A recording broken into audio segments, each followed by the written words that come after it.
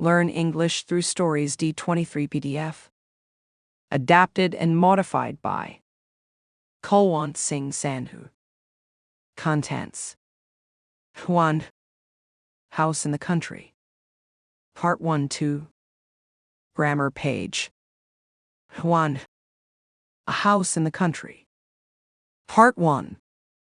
By Romesh Gunnisekara. The night had always been noisy. Frogs, drums, bottles, dogs barking at the moon. Then one evening there was silence. Ray stepped out onto the veranda. There was no wind. He pulled up a cane chair and sat down. The fireflies had disappeared. The trees and bushes in the small garden were still. Only the stars above moved, pulsing in the sky. These were troubled times in Sri Lanka, people said, but nothing had happened in this neighborhood. Nothing until this surprising silence. Even that, he thought, may not be new. He was becoming slow at noticing things. Then a shadow moved. A young man appeared, his white sarong glowing in the moonlight. He was much younger than Ray. Not as tall, but stronger, smoother skin. His eyes were bright and hard like marbles. He came and stood by a pillar. A moth flew above him towards a wall light. "What has happened?" Ray asked, looking around. Siri scratched his head, gently rocking it. "Don't know? There's not a sound." They spoke in slow Sinhala. Ray liked this extraordinary silence. He liked the way their few words burst out and then hung in the air before melting. It was the silence of this winter England transplanted. The silence of windows and doors closed against the cold. Lately Colombo had become too noisy. He had never expected such peace would come so close to war. "The radio?" Ray asked. Siri always had a radio on somewhere in the house droning public service. "Radio is not on." Siri shook his head. "No batteries." He bit the edge of this lower lip. "I forgot to buy new ones. Shall I go now?" It was late. Nearly 11 at night. The little shop at the top of the road would have closed. Ray felt uneasy about Siri going too far. "No, go tomorrow, better than now." Siri nodded. Too quiet, maybe another curfew? But it was not simply the silence of curfew. There seemed to be no sound at all. In the 2 years Ray had been back in the country, there had been many curfews. They had lost their significance. Only the occasional 24-hour curfew had any impact. Even those rarely inconvenienced him. He was often content to stay in this house. But in recent months, there had been a new wall to build, shutters to fix. Each day had been shattered by hammer blows aimed at protecting this future privacy. Ray had taken to escaping to a bar off Gala Road. It made him more than usually melancholic. "Didn't you go out at all today?" Ray asked. "These shutters," Siri pointed inside. "I wanted to finish the staining." "Good, they are very good." The wood had the perfume of a boudoir. "I was working on that, the last coat, finished about 7:30, and then, when I was listening after my bath, the radio stopped." He twisted his fingers to show a collapse into chaos. "I didn't go out then because I thought you would be coming home soon." His face widened in an eager smile. Ray looked away. His long shadow danced down the steps. A gecko twitched. Ray had come home late. Siri shifted this weight and moved away from the wall. He sat on the edge of a step. "What do you think they'll do, sir?" "Who?" "Government." Ray leaned back in his chair with both hands clasped behind his head and stared up at the night sky. He saw only a waning red moon. "I don't know. What do you think?" Siri rubbed his thighs. He heard people say they should hold elections. The government might even win. But people also said that there probably wouldn't be any elections. They'd try another military solution against the JVP, the People's Liberation Front, like against the Tigers, and get stuck with war. Trouble is no one knows. Siri's mouth turned down at both ends, but this was not a face that could show much distress. Nobody really cares, do they, except for themselves? Ray put his hands together, matching fingertips, and half nodded. Many people do. Ray had not planned on having any help or company when he first returned to Colombo from England. He'd had a secure job with a building society, a flat in London, a car, and a happy circle of acquaintances. There had also been a woman he'd spend a night or two with from time to time. But they never had much to talk about, and quite often he simply thought about going back to Sri Lanka. One summer she went back home to Ulster. She got married. That year he too decided he would go back home. He resigned from his job, sold his flat, and left. The business of moving absorbed his energies, and he had no time to think. He had a house left to him in Colombo, and money saved over the years. He hoped he would find out what he wanted once he had freed himself from the constraints of his London life, and once he had retrieved his past. The first time he saw the house this uncle had left him, this blood turned to sand. It looked like a concrete box shoved into a hole. Nothing of the elegance of his converted London flat, nor the sensuality of the open tropical houses of his Sri Lankan childhood. But then he found Siri. It was the luck of a moment. Ray was with a friend at a bar. They were drinking beer. His friend asked about the house, and Ray said he had too much to do. He needed builders, renovators. His friend mentioned Siri, who had done their house. A few days later, Siri turned up.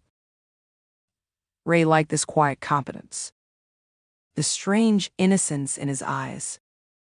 He didn't quite know how to develop their working relationship. To him, it should have been simply a relationship of employment. The old conventions of Colombo serfdom died years ago, but Siri kept saying sir and circumscribing their roles. He developed his job feel the pole of revolution being preached across the country. Siri did the carpentry, found the plumbers, the electricians. He moved in and slowly rebuilt the old house around Ray. Walls were replastered, doors rehung, floors tiled. And he kept the house in order.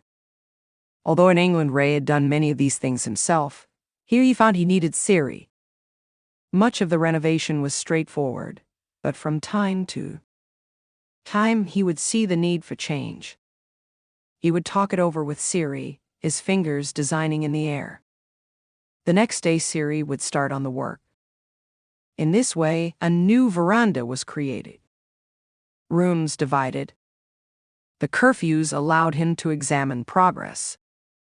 They provided the snapshots when activity was suspended. The workmen didn't come. It was only Ray and Siri. It was the first time since childhood that Ray had had a constant companion. He encouraged Siri to talk and wish, in a way, that Siri could turn into this confidant. He wanted to ask, "Why do you treat me like a?" but could never bring himself even to suggest he saw himself as a master. Siri simply showed respect in his antiquated fashion. Ray's only response was to care.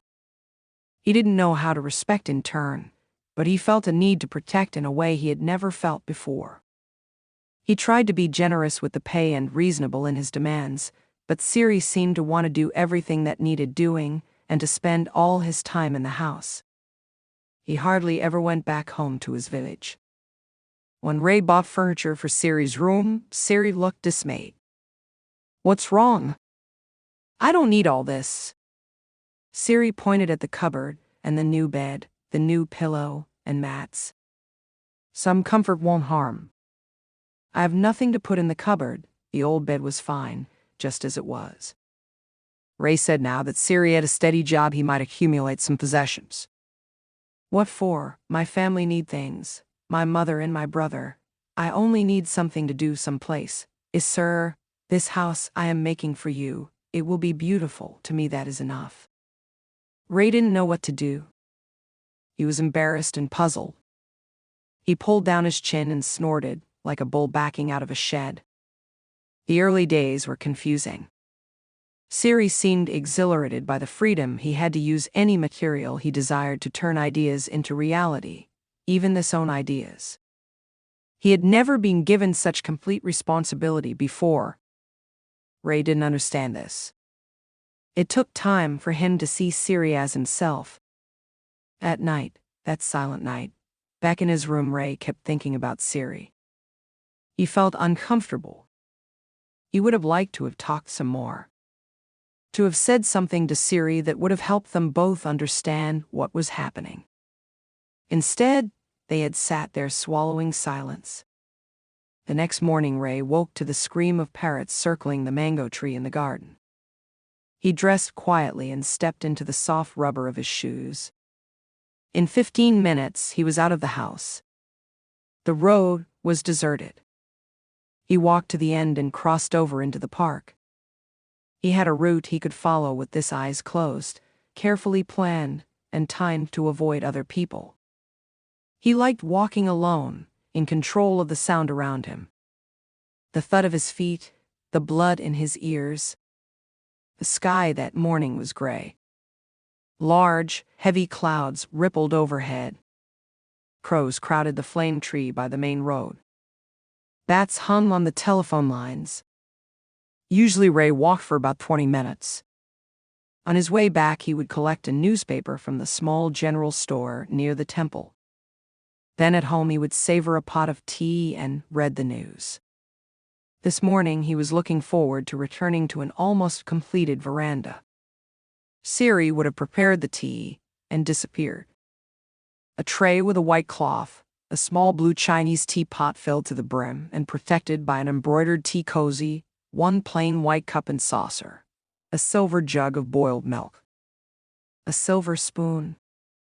Ray would normally find the tray on a glass table. He had learned to accept this service as a part of life.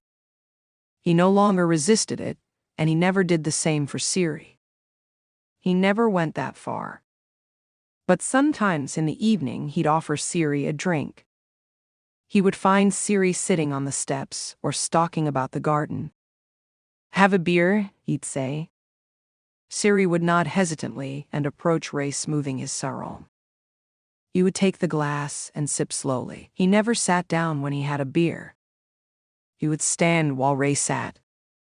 Whether they shared a beer or not, Siri was usually quite happy to talk. He'd tell Ray about life in the village. River bathing, family feuds, someone running amok. In the middle of such a story, Siri would sometimes stop and peer at Ray. "Why do you look so sad?" he'd ask, and surprise Ray with this directness. One evening Ray asked, "Have you built your own house?" Siri's mouth wrinkled. He slowly shook his head. "No, not my own. I have no land." "What about the family farm?" "It's very small. We have one field." His father had tried milch cows but couldn't compete with the local MP's people. They had commanded everything until the JVP moved in. By then the cows had dried up, and Siri's father died. His brother stayed to work the one field, but Siri left. "Could you ever go back to live in the country again, now, after a city life, after what you've learned?" Ray wanted to know how genuine this own feeling of returning to roots was. He knew it was never possible to go back to exactly the same things, but at the same time he felt the old world never quite passes away. Suddenly the frame shifts, and you find yourself back where you started. Go back to the country, village life. Siri smiled like a little boy thinking about the ripeness of mangoes. Yes, I could go back to a life in the country, like my brothers, if there was a house like this in the country. Maybe you should start saving some money. Siri found this suggestion amusing. There's never been the chance. He clicked his tongue and added, until now. The next day Ray went with Siri to the National Savings Bank and got him a savings book. He arranged for a part of Siri's salary to go straight into savings. But even after that, Ray felt Siri was still not thinking far enough ahead. He was going to lose out. It troubled him at the time, although this own concern about Siri puzzled him more. 2. Grammar page.